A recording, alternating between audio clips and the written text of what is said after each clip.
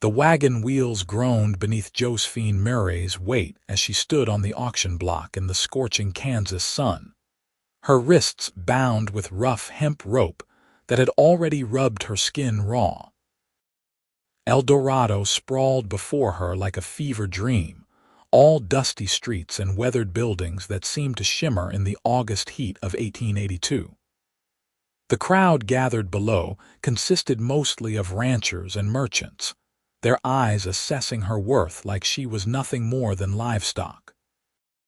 Josephine kept her chin high despite the humiliation burning through her veins, refusing to give her stepmother the satisfaction of seeing her broken. Margaret Murray stood at the edge of the crowd, her thin lips curved in barely concealed satisfaction. It had taken the woman less than 3 months after Josephine's father died to arrange this horror, claiming debts that did not exist and forging documents that gave her the legal right to sell her stepdaughter into indentured servitude. The auctioneer's voice droned on about her qualities: useful hands for cooking and cleaning, young enough to bear children, literate enough to keep basic accounts. Each word felt like a stone dropping into Josephine's stomach. She was 20 years old, and her life was being sold to the highest bidder by a woman who had smiled sweetly at her father while poisoning his final days with lies about his daughter's supposed disobedience and ingratitude. $500, called a portly merchant with sweat staining his collar. 600, countered a rancher whose cruel eyes made Josephine's skin crawl. She scanned the crowd desperately, searching for any face that might offer mercy. Most of the men looked at her with either cold calculation or darker intentions. Her heart hammered against her ribs as the bids climbed higher. This could not be happening. She had grown up in a decent home in St. Louis, had attended school, had dreamed of becoming a teacher someday. Now she stood in the blistering heat of a Kansas town, being sold like property, $1,000. The voice cut through the crowd, deep and steady. Josephine's eyes found the speaker, a tall man standing near the back. He wore dusty trail clothes and a wide-brimmed hat that shadowed his face, but she could see the firm set of his jaw and the way he stood with quiet confidence. Unlike the other bidders, he was not leering at her. His gaze met hers with something that looked almost like apology. 1,000 going once, the auctioneer called out, clearly pleased with the sum. The cruel-eyed rancher opened his mouth to counter, but the tall man spoke again. 1,200, final offer, the crowd murmured. It was an extraordinary sum for an indentured contract. The rancher scowled but said nothing more. Josephine watched as the stranger stepped forward, counting out bills with steady hands. He was younger than she had first thought, perhaps 26 or 27, with dark hair that curled slightly at his collar and sun-bronzed skin that spoke of years working outdoors. When he finally looked up at her again, she saw his eyes were a startling blue-green, like deep water. "Sold to Everett Hamilton," the auctioneer announced with satisfaction. Everett climbed onto the platform and cut through Josephine's bonds with a knife he drew from his belt. The sudden freedom made her stumble, and his hand shot out to steady her elbow. His touch was gentle, careful. "Can you walk?" he asked quietly. "Yes," she managed, though her legs felt like water. He guided her down from the platform, his hand remaining at her elbow as they moved through the dispersing crowd. Josephine caught a glimpse of her stepmother's face, twisted with greedy satisfaction as she collected her blood money from the auctioneer. Rage and grief warred in Josephine's chest, but she forced herself to keep moving forward. Everett led her to a horse hitched outside the general store, a sturdy bay gelding with kind eyes. He untied the reins and turned to her. "My ranch is about an hour's ride west of town. You can ride behind me, or I can rent a buggy if you would prefer." Josephine studied him warily.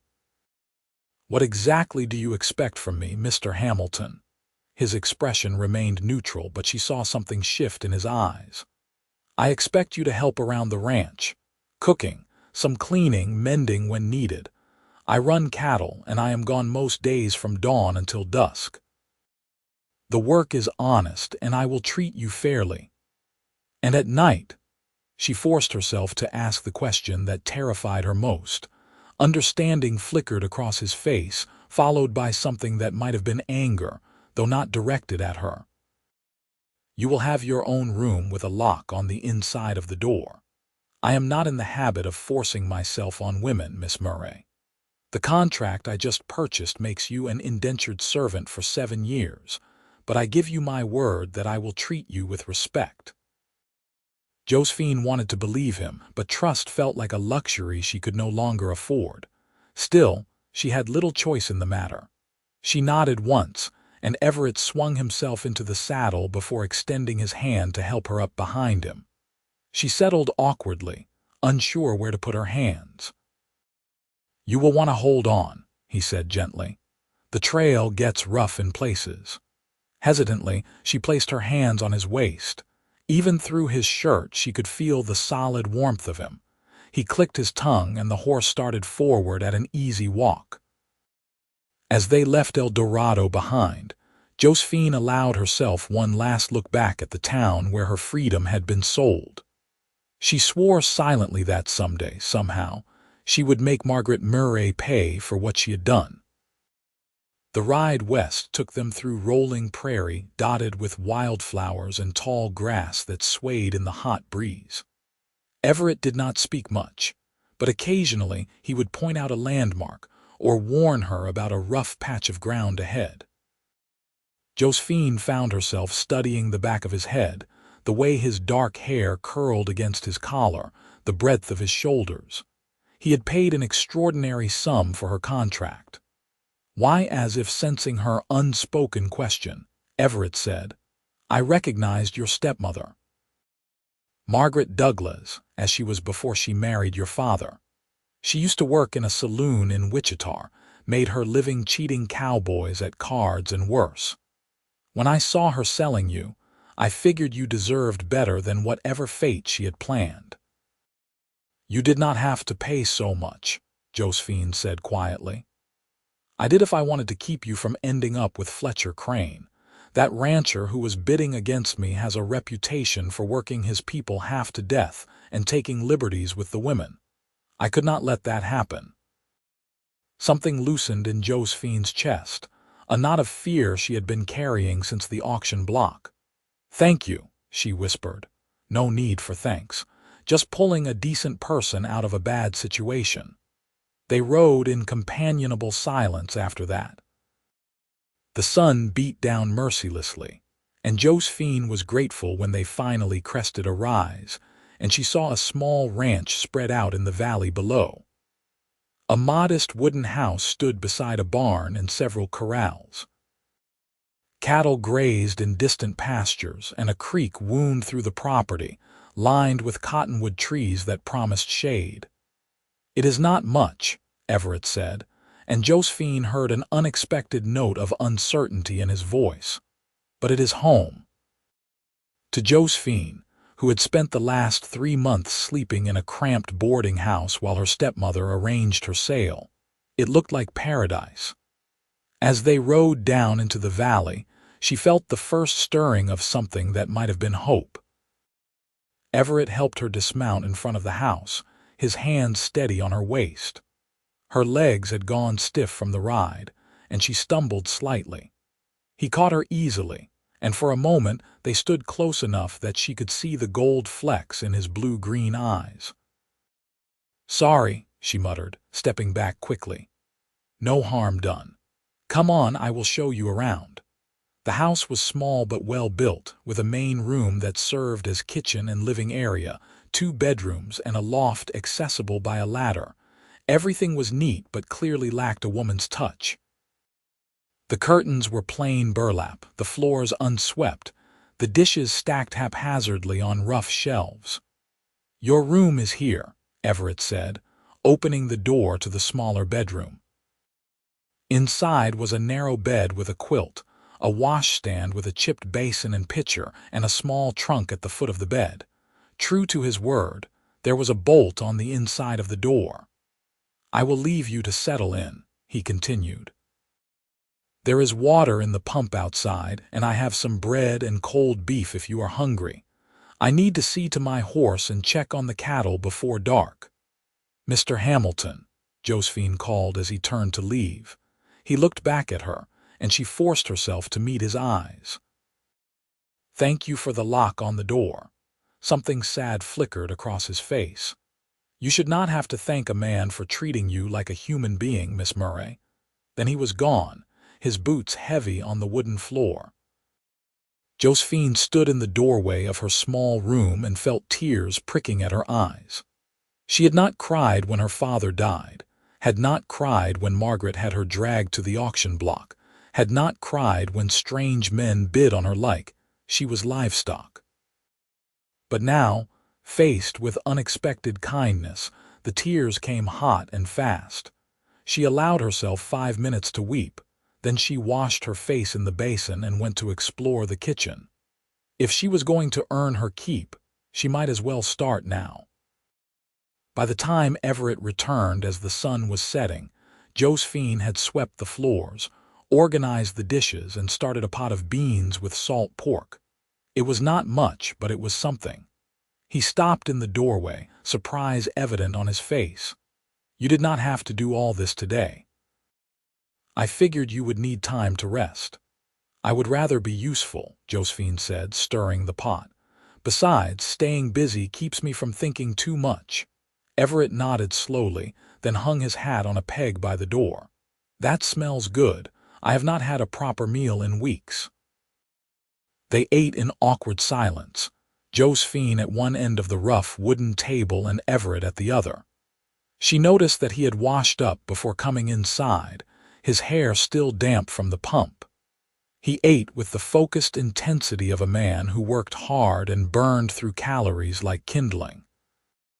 "Tell me about the ranch," Josephine said finally, unable to bear the silence any longer. "How long have you been here?" "3 years. I worked as a trail hand for nearly a decade, saved every penny I could. When this land came up for sale, I bought it and started building. Got about 200 head of cattle now, mostly longhorns. I drive them to market in Kansas City once a year. Do you have help?" "I hire on a few hands during roundup and the drive, but mostly it is just me." "I was managing, but having someone to handle the house and meals will make things easier." Josephine absorbed this information. She had expected a larger operation, more people around. The isolation was both frightening and oddly comforting. At least here, there would be no prying eyes, no gossips whispering about the girl who had been sold by her own stepmother. "What about you?" Everett asked. "Your stepmother said you were from St. Louis originally." "Yes. My mother died when I was 12 and my father remarried 4 years later. Margaret seemed nice enough at first, but after Papa died last spring, her true nature showed. She started selling off his things, spending money recklessly. When I confronted her, she had me arrested on false charges of theft. The local magistrate was her cousin, so he ruled in her favor and gave her the right to sell my indenture to cover the supposed debts." Anger flashed across Everett's face. "That is criminal." "It is legal, apparently, or legal enough that no one would help me fight it." Josephine's voice was bitter. "I wrote letters to my father's friends, to the church we attended, even to my school teacher. No one responded. Margaret told them I had gone wild after Papa's death, that I had taken up with unsavory characters and stolen from her. They all believed her. I am sorry that happened to you." Everett's voice was sincere, and when Josephine looked up, she saw genuine sympathy in his eyes. "Why did you really buy my contract?" she asked suddenly. "The truth, please. No one spends $1,200 out of simple charity." Everett was quiet for a long moment, his fingers tracing patterns on the scarred wood of the table. My sister was in a situation like yours once, indentured to a man in Texas who treated her worse than his dogs. By the time I found out and made my way down there, she had already run away. I tracked her for 3 months, but I never found her. That was 5 years ago. Every time I see a woman in trouble, I think maybe if someone had helped Sarah, she would still be alive. You think she is dead? I know she is. Found her grave in a pauper's field outside of San Antonio. She had been just 19 years old. His voice was flat, drained of emotion in a way that told Josephine the wound was still raw. So when I saw you on that auction block and recognized your stepmother for the snake she is, I figured I could at least save one person. Maybe that makes up for failing my sister. Maybe it does not, but I had to try. Josephine felt her throat tighten. I am sorry about your sister. Me too. Everett stood abruptly, carrying his empty bowl to the wash basin. I will be up early tomorrow to ride the north pasture. Make whatever you want for breakfast, and do not feel like you have to wait for me. I will grab something before I head out. He retreated to his own room, closing the door firmly behind him. Josephine sat alone at the table, thinking about a young woman named Sarah who had died alone in Texas, and about the man who had bought a stranger's freedom because he had been too late to save his sister. The first week at the Hamilton ranch passed in a blur of backbreaking work. Josephine rose before dawn each day to make breakfast, which Everett usually ate quickly before heading out to tend his cattle. Then she would tackle the endless list of chores: washing clothes in the creek, hauling water, scrubbing floors, mending torn shirts and worn socks, tending the small vegetable garden behind the house that had gone to weeds. By the time Everett returned each evening, she had dinner waiting and was so exhausted she could barely keep her eyes open long enough to eat. They spoke little during those first days, their conversations limited to practical matters. Did he need her to mend his spare boots? Was there money to buy flour and sugar in town? Had she seen the calf that had wandered away from its mother? It was safe, distant, careful, but slowly, things began to shift. On the 8th day, Everett came back to the house at midday, something he had never done before. Josephine looked up from the bread dough she was kneading, flour dusting her arms up to her elbows. "Is everything all right?" she asked, worried that something had gone wrong. "Fine. I just realized you have been working from dawn to dusk every day without a break. That was not the deal." "What deal?" "You bought my indenture contract. I work for you." "You work with me," Everett corrected. "There is a difference. Come on, leave the bread. It will keep for an hour." "Where are we going? You will see." Curious despite herself, Josephine wiped her hands on her apron and followed him outside. He led her past the barn and down to the creek, where the cottonwood trees cast dappled shadows on the water. Someone had built a rough bench from a split log, positioned to overlook a particularly pretty bend in the stream. "I come here sometimes when I need to think," Everett said. "Figured you might appreciate it too. Take an hour, just sit and rest. The work will still be there when you get back." Before Josephine could respond, he was walking away, back toward the pastures. She stood staring after him, bewildered by this unexpected kindness. Then she sat down on the bench and let herself simply be still for the first time in over a week. The creek burbled peacefully over smooth stones. Birds sang in the cottonwoods. A breeze stirred the tall grass, bringing with it the scent of wild sage and sun-baked earth. Josephine closed her eyes and felt something loosen in her chest, a tightness she had not even realized she was carrying. After that day, Everett made a point of giving her small breaks. He would appear at midday with a suggestion that she rest for an hour, or he would take over dishwashing duty after dinner while she sat on the porch and watched the sunset. He started conversations that went beyond practical matters, asking about her childhood in St. Louis, her favorite books, what she missed most about her old life. In turn, Josephine learned about Everett's past. He had been born in Kentucky, the son of a blacksmith who drank too much and a mother who had died when Everett was young. He and Sarah had raised themselves, mostly. When Everett was 16, he had headed west to escape his father's temper, planning to send for Sarah once he had made his fortune. But fortunes were harder to come by than he had imagined, and by the time he had saved enough to go back for her, she was already gone. "I should have sent for her sooner," he said one evening as they sat on the porch, watching the stars emerge. "Should have worked harder, saved faster." "You were just a boy yourself," Josephine said gently. "You did the best you could. It was not good enough. Maybe not, but what you did for me was." She turned to look at him, struck suddenly by the realization that she no longer felt like his servant. Somewhere in the past few weeks, they had become something else. Not quite friends, but not master and servant either. "You gave me back my life, Everett. That counts for something." He met her eyes, and in the dim light she saw something raw and vulnerable in his expression. "I am glad you are here, Josephine. I know that sounds strange, given the circumstances, but this place feels less lonely with you in it." Her heart did an odd little flip in her chest. "It feels less lonely for me too." They sat in comfortable silence after that, the night air warm around them and the crickets singing their endless song. Josephine found herself acutely aware of Everett beside her, the way his shoulder was just inches from hers, the sound of his breathing, the faint scent of leather and horses and sun-warmed skin that clung to him.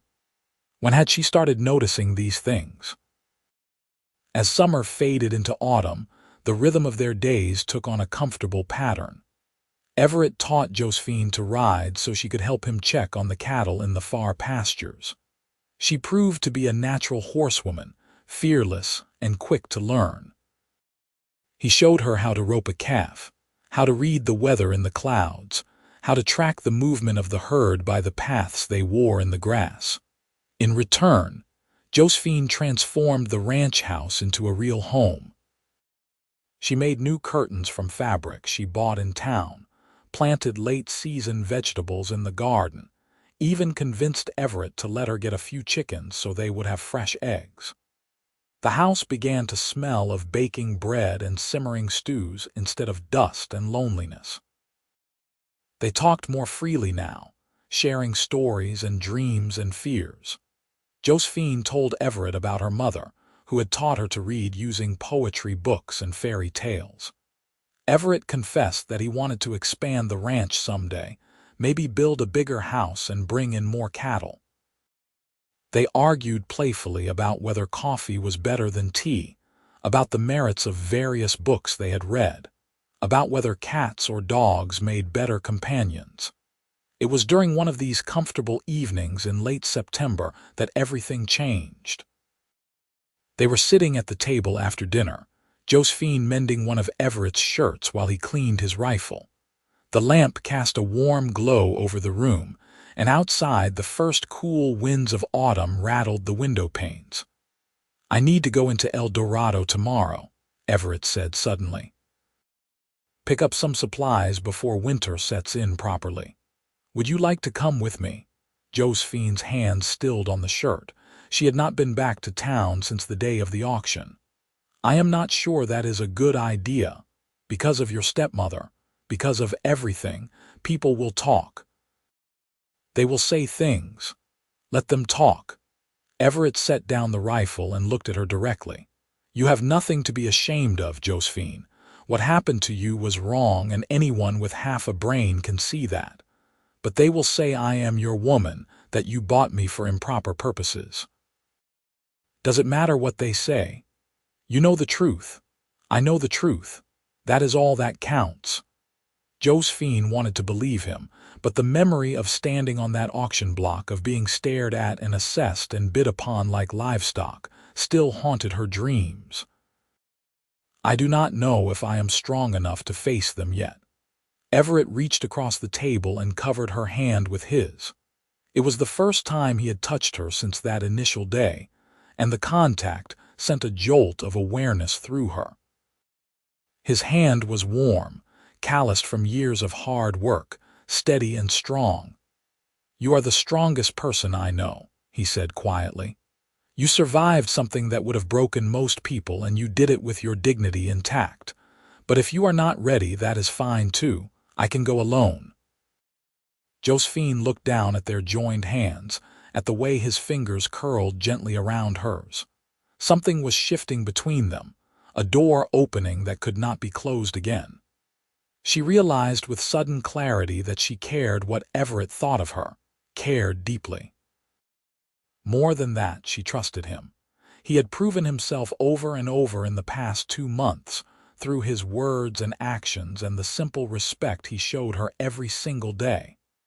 "I will go with you," she said, making the decision even as fear fluttered in her stomach. "You are right. I have nothing to be ashamed of." Everett's face lit up with a smile that transformed his usually serious expression. "Good. We will leave at first light." That night, Josephine lay in her narrow bed and stared at the ceiling, thinking about the way Everett's hand had felt on hers, the warmth in his eyes when he smiled at her. She was falling in love with him.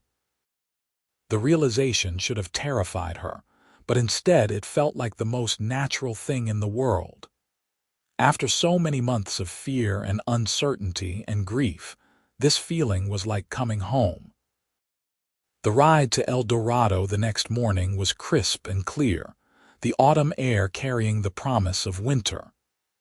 Josephine rode beside Everett on the gentle mare he had taught her on, a sweet-tempered chestnut named Daisy.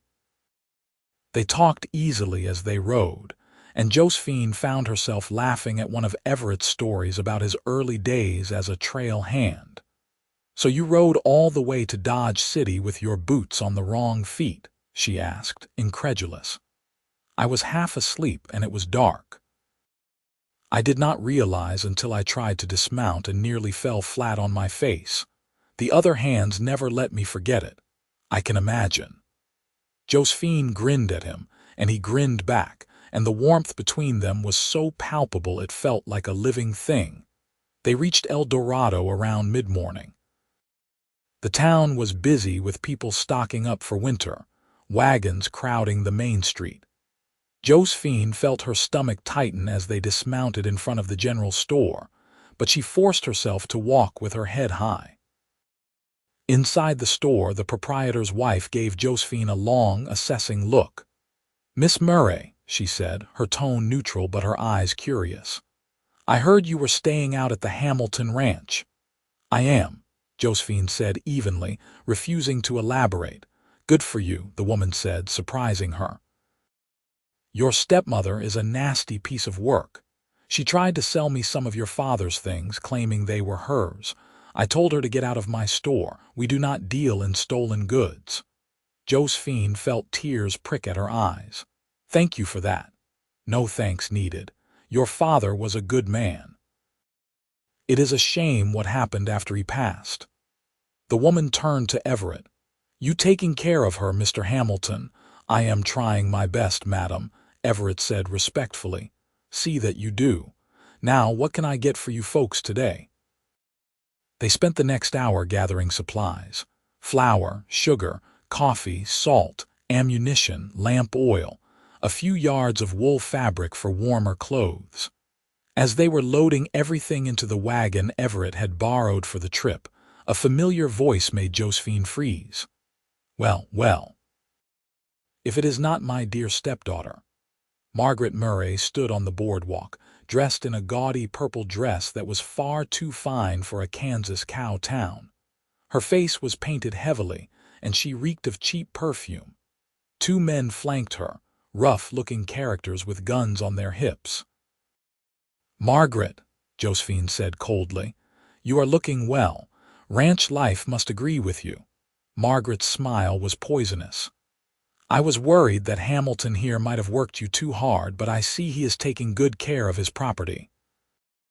Everett stepped forward, putting himself slightly between Josephine and her stepmother. "Say what you came to say, Mrs. Murray, and then move along. Touchy are not we. I just wanted to make sure dear Josephine knows that if she ever decides to run away from her indenture, I will have the law on her so fast her head will spin.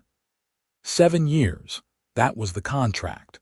7 years of service, or she goes to prison for theft and fraud." "She has not stolen anything, and you know it," Everett said, his voice hard. "That is not what the papers say.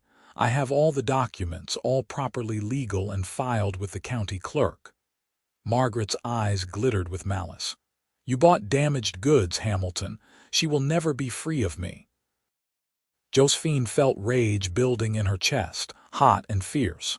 For 2 months she had been running from this woman, from the shame and fear and humiliation, but she was done running. "You are wrong," she said, stepping out from behind Everett. "You do not own me, Margaret. You sold my indenture, but you do not own my spirit, my heart, or my future. In 7 years I will be free of the contract, but you will still be exactly what you are, a bitter, greedy woman who destroyed a good man and tried to destroy his daughter. I survived you, and I am going to be just fine." Margaret's face twisted with fury. "You little, that is enough," Everett said flatly. "You have had your say. Now get out of here before I have the sheriff escort you out of town." "The sheriff is a friend of mine," Margaret sneered. "And Judge Morrison is a friend of mine," Everett countered. "Want to test which one of us has more pull in this town?" Margaret looked between them, clearly calculating her odds. Finally, she spat on the ground near Josephine's feet and stalked away, her 2 companions following. Josephine watched her go, her whole body shaking with residual anger and fear. "You did good," Everett said quietly, his hand coming to rest on her shoulder. "Real good. I wanted to hit her, I know, but you did not, which makes you a better person than she will ever be." He squeezed her shoulder gently. "Come on, let us finish up here and get home." The ride back to the ranch was quieter than the ride in had been. Josephine found herself lost in thought, replaying the confrontation with Margaret over and over. She had stood up for herself, had refused to be cowed. It should have felt like a victory, but instead she just felt exhausted. As they approached the ranch, the sun was setting, painting the sky in shades of orange and pink. Everett pulled the wagon to a stop in front of the house but made no move to get down. Instead, he turned to Josephine. "I have been thinking about something," he said carefully. "About your indenture contract." Josephine's heart sank. "Are you going to sell it to someone else?" "What? No." Everett looked horrified. "God, no, I was thinking about tearing it up." She stared at him, not understanding. "You cannot just tear it up. It is a legal document." "I can do whatever I want with it. I own it. And what I want is to give you your freedom back."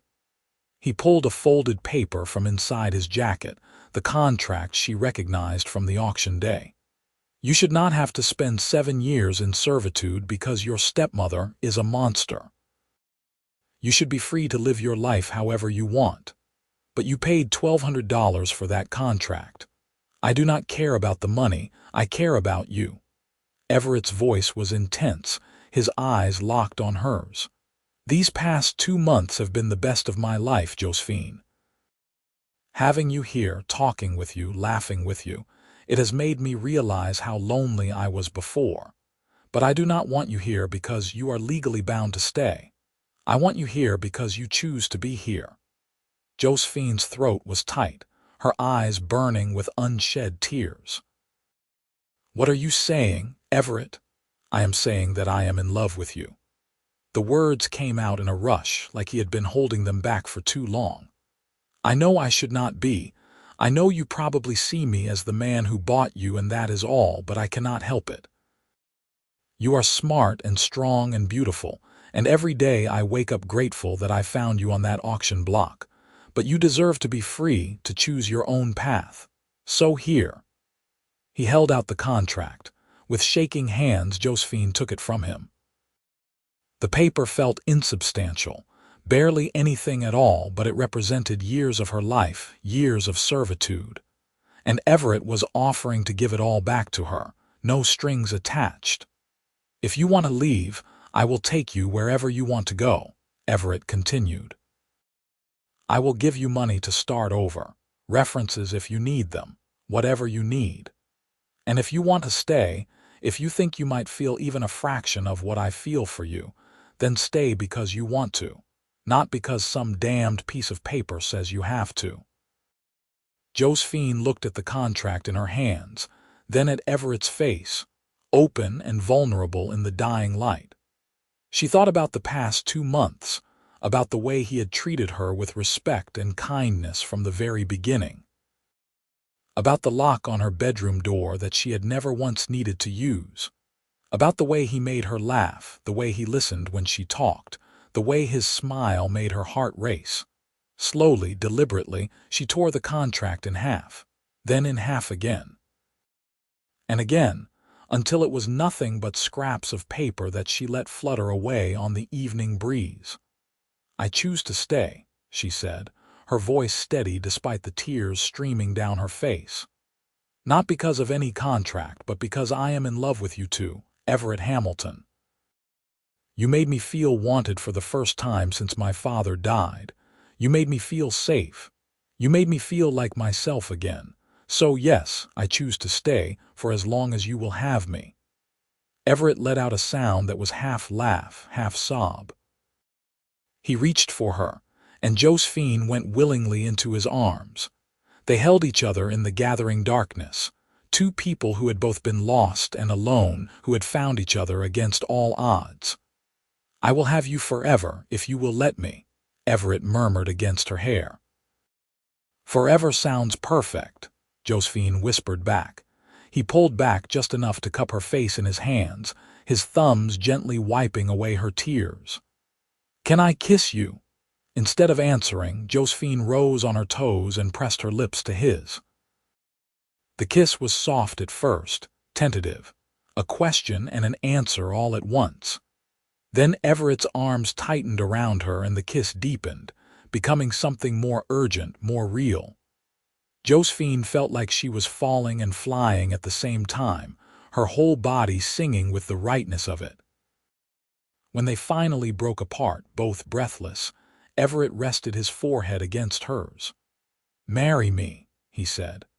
"Not because of contracts or obligations, but because I love you and I want to spend every day of the rest of my life with you." "Yes," Josephine said, laughing and crying at the same time. "Yes, I will marry you." They stood there in the twilight, holding each other and making promises for the future. The scraps of the indenture contract blew away across the prairie, forgotten and meaningless. What mattered was this moment, this choice, this love that had grown from the ashes of their separate tragedies. They were married 3 weeks later in the small church in El Dorado, with the sympathetic store owner and her husband standing as witnesses. Josephine wore a simple blue dress that she had sewn herself, and Everett wore his best suit, his hair slicked back and his eyes shining with happiness.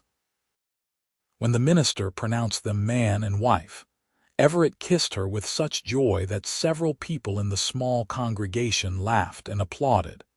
The confrontation with Margaret came sooner than they expected. 2 days after the wedding, she showed up at the ranch with the sheriff in tow, claiming that Josephine had stolen property from her, and that Everett had helped her escape her legal obligations. Everett met them in the yard, Josephine at his side. "You have no claim on my wife," he said calmly. "The indenture contract is void. I destroyed it." "You cannot just destroy a legal contract," Margaret shrieked. "I can when I am the one who owns it," Everett countered. "I paid for it fair and square, which means it was mine to do with as I pleased. I chose to free Josephine." "There is nothing illegal about that." The sheriff, a middle-aged man with tired eyes, sighed heavily. "He is right, Mrs. Murray. The contract was his property. If he chose to destroy it, that is his right. But she stole from me. She took things that belonged to me. What things? Josephine demanded.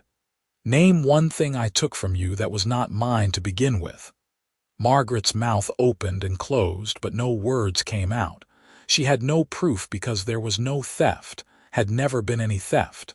It had all been lies from the beginning. I think we are done here, the sheriff said. Mrs. Murray, I suggest you leave these people alone. If you continue to harass them, I will have to charge you with making false reports to the law. Margaret's face was purple with rage, but she had no choice. She climbed back into her wagon and left, whipping her horse into a gallop. They never saw her again. Josephine later heard through town gossip that Margaret had left Kansas entirely, heading to California with some gambler she had taken up with. Good riddance. The first year of their marriage was not easy. Money was tight, the work was endless, and the Kansas winter proved brutal. But Everett and Josephine faced it all together, supporting each other through the hard times and celebrating the good ones. They learned each other's rhythms, each other's quirks and habits and dreams. Josephine discovered that Everett sang while he worked, old trail songs in a surprisingly good baritone. Everett learned that Josephine talked to the chickens like they were her confidantes, giving them names and personalities. They built a life together from shared chores and quiet evenings, from laughter and occasional arguments and the deep, abiding love that grew stronger with every passing day. In the spring of 1884, Josephine discovered she was pregnant. She told Everett on a warm May evening as they sat on their bench by the creek watching the sunset. He stared at her for a long moment, his eyes wide with wonder, then let out a whoop of joy that startled the birds from the trees. He picked her up and spun her around, both of them laughing like children. Their son was born in January of 1885, in the middle of a snowstorm that kept the doctor from making it out from town. Everett delivered the baby himself with shaking hands and whispered prayers, and when he placed the squalling infant in Josephine's arms, there were tears streaming down his face. "He is perfect," Everett said, his voice rough with emotion. "You are perfect. I love you so much." "I love you too," Josephine whispered, exhausted and elated and overwhelmed by the tiny life they had created together. They named him Thomas James Hamilton, after both of their fathers. He had Everett's blue-green eyes and Josephine's dark hair, and from the beginning he was loud and energetic and endlessly curious about the world around him. Life settled into a new rhythm with a baby in the house. The ranch continued to grow, and Everett hired on 2 permanent hands to help with the work. Josephine juggled motherhood and ranch duties, and somehow managed to make it all work. She was exhausted most days, but she had never been happier. On Thomas's first birthday, they held a small celebration at the ranch.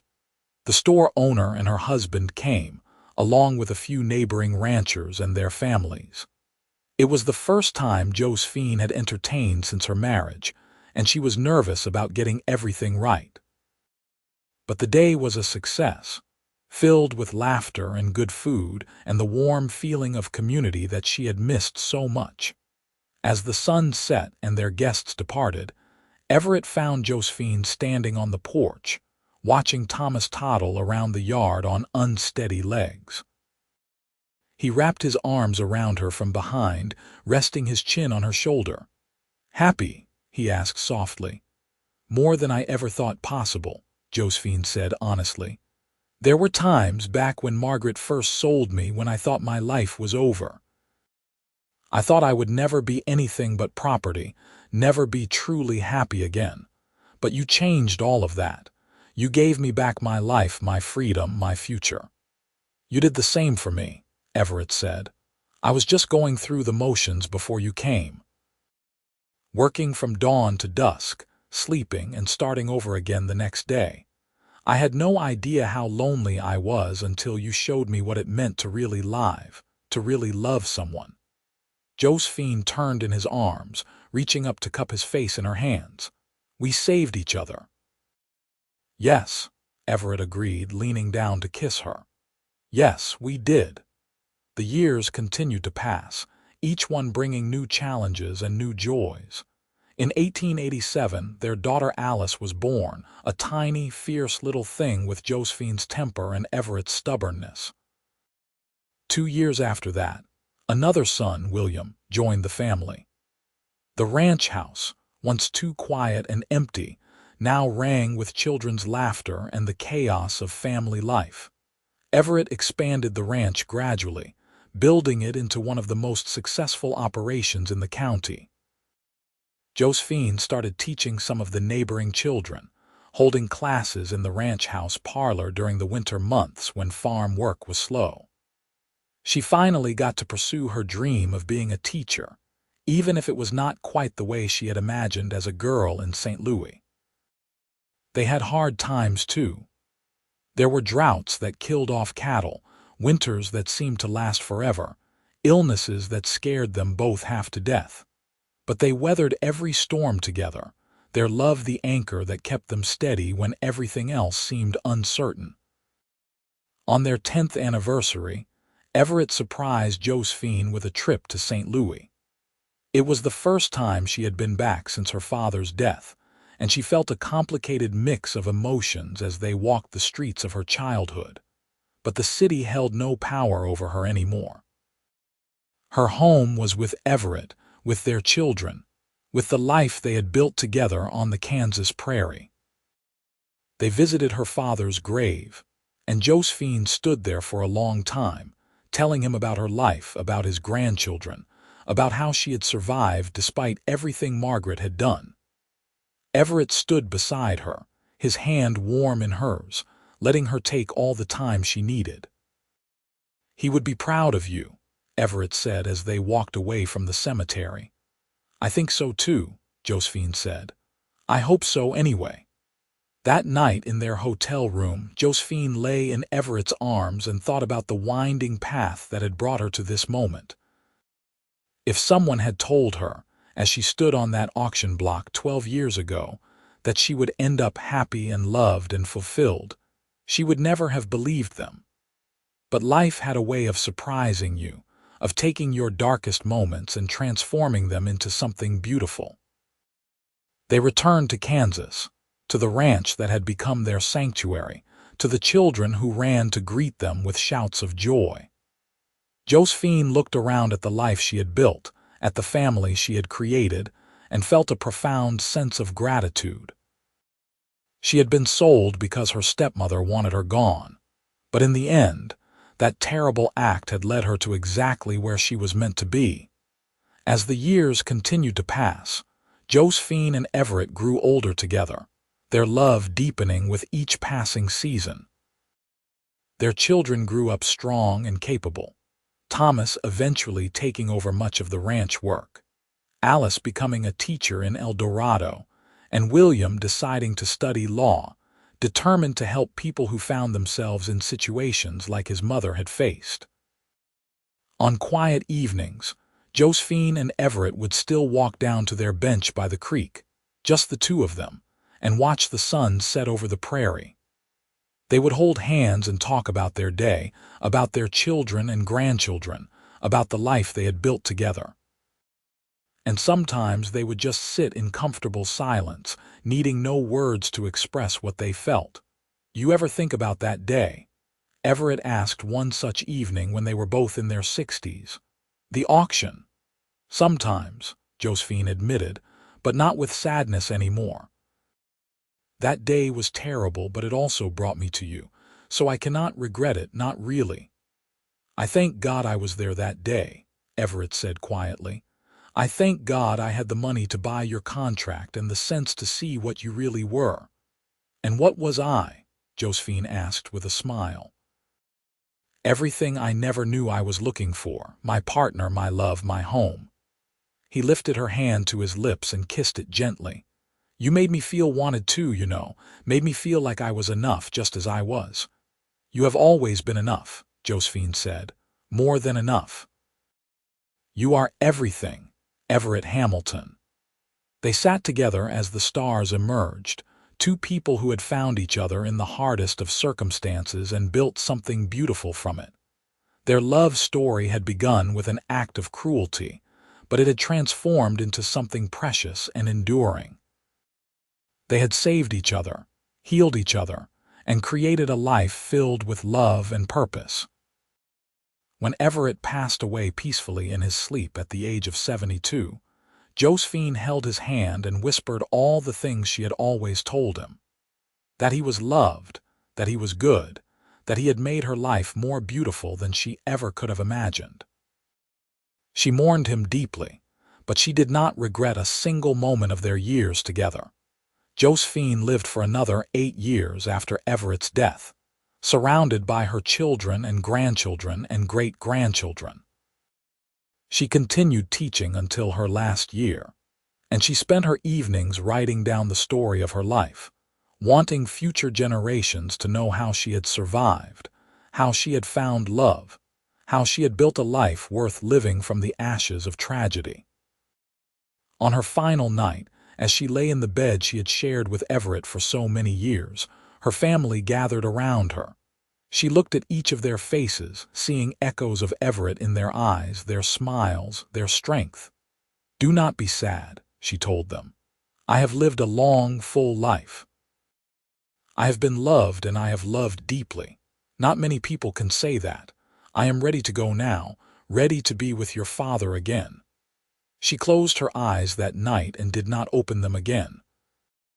And though her family grieved, they also celebrated, because Josephine Hamilton had lived exactly the life she wanted, had found happiness and purpose and love, despite everything that had tried to break her. Years later, when her great-granddaughter found the written account of Josephine's life, she read it with tears streaming down her face. The story of a young woman sold by her stepmother, rescued by a cowboy who wanted nothing more than to do the right thing, and the love that had grown between them against all odds. It was a story of survival and strength, of choosing love over fear, of building something beautiful in the wild, untamed landscape of 1880s Kansas.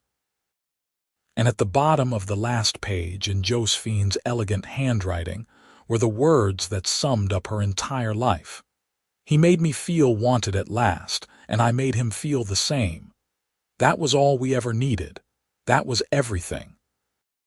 The story of Josephine and Everett Hamilton became family legend, passed down through generations as a reminder that love can bloom even in the darkest circumstances, that kindness and respect are the foundation of any lasting relationship, and that sometimes the worst moments of our lives can lead us to exactly where we are meant to be. Their ranch still stood, passed down through the family, a testament to what two people could build when they faced the world together, united by love and strengthened by mutual respect. Their graves sat side by side on a small hill overlooking the creek where they had spent so many evenings together. Two simple headstones marking the resting place of two extraordinary people who had lived and loved in the wild Kansas prairie, who had found each other when they both needed saving, and who had built a legacy of love that endured long after they were gone.